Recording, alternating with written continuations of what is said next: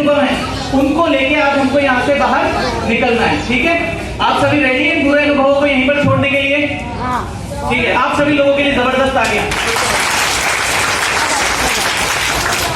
देखिए, आप लोगों को मैं एक चीज और बताना चाहूंगा, एक छोटी सी स्टोरी है उसके माध्यम से।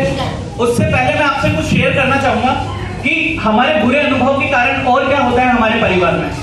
हमारे परिवार में हमारे बुरे अनुभव के कारण सबसे पहली चीज तो ये होती है, जैसे हारून सर ने भी पहले बताया था कि पति और पत्नी की लड़ाई झगड़े आपस में बहुत ज्यादा होते हैं, होते ही नहीं होते। जैसे यहाँ पर लिखा हुआ है पर्ची में कि मेरे पति शराब पीकर मारते हैं। क्या लिखा हुआ है? मेरे पति, है ना?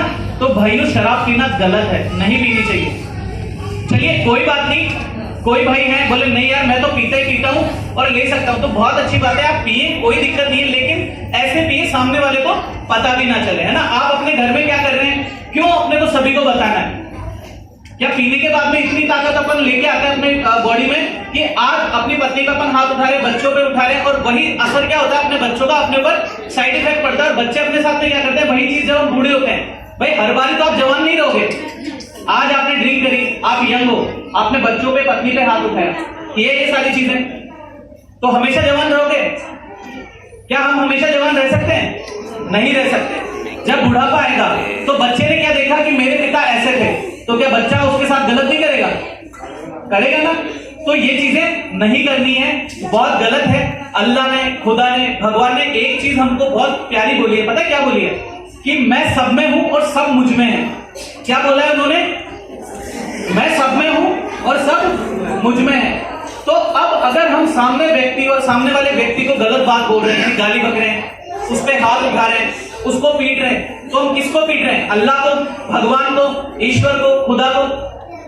हर इंसान में खुदा या अल्लाह है या नहीं है? तो हम किसका अपमान कर रहे हैं? हम उसी के बनाए हुए हैं ना।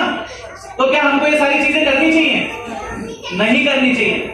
हर एक व्यक्ति का कहते हैं कि अगर सामने वाले की रिस्पेक्ट करोगे तो आप क्या कर रहे हो? उस अल्लाह, भगवान, खुदा की रिस्पेक्ट कर रहे हो। ठीक है, क्योंकि कहते हैं ना हर एक इंसान हमारे लिए पूजनीय है या उसका भेजा हुआ एक दूत है। ठीक है, तो वही चीजें हमें करनी है। और दूसरी चीज, सबसे बड़ी गलती हम क्या करते हैं, हमारे घर में जैसा हम देखते हैं कि हमारे घर में सभी के बहुएं होती हैं, होती नहीं होती है, या यहाँ पर कुछ लेडीज है वो भी किसी के पास में बहू बन के गई हुई है।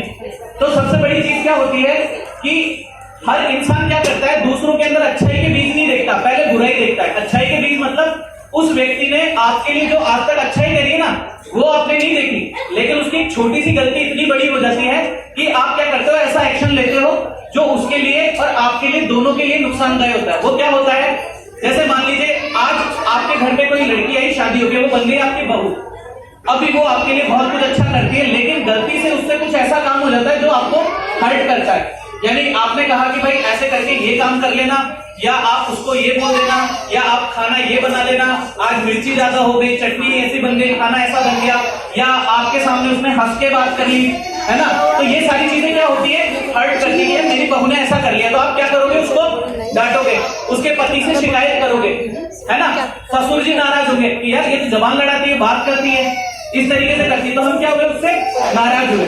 अब जो ससुर है और जो सास है, उन्हीं की बच्ची किसी दूसरे घर में ब्याह की जाएगी, जाएगी नहीं जाएगी? क्या सभी लोगों का फोकस इधर है? अभी मैडम डांस करना चाहती है, क्या नाम है मैम का? हाँ प्लीज, आप डांस करेंगे? अच्छा अच्छा, ओके, चलो मैम के लिए जोरदार तालियां।